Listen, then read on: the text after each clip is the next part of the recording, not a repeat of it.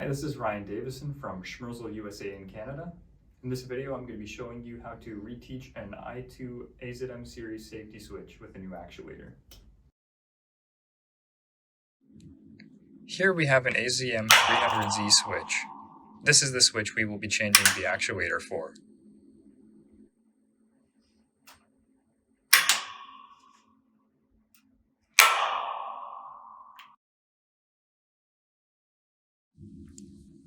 First, remove the previous actuator and introduce the new actuator to the switch.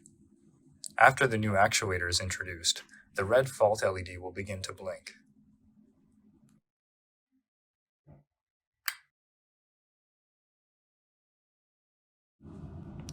Next, power cycle the AZM 300 to start the teach-in process.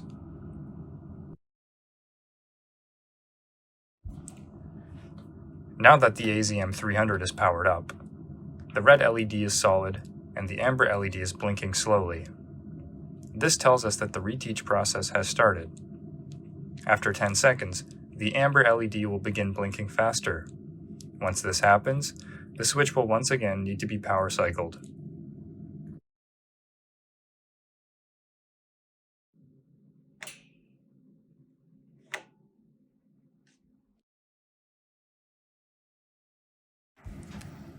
After the switch powers up, a 10-minute enabling inhibit starts. This is a feature that prevents tampering. It is indicated by the green blinking power LED.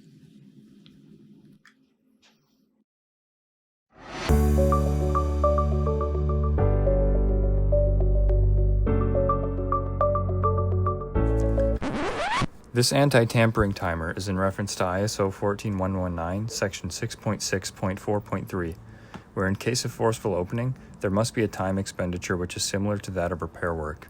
This is translated to the 10 to 15 minute time frame of replacing a high-coded actuator. As an example, this would prevent somebody from training a new actuator to keep a door open. Once the 10-minute enabling inhibit times out, the amber status LED will blink if your switch is powered to lock, or will be solid if your switch is powered to unlock. This indicates that the teach-in process was successful.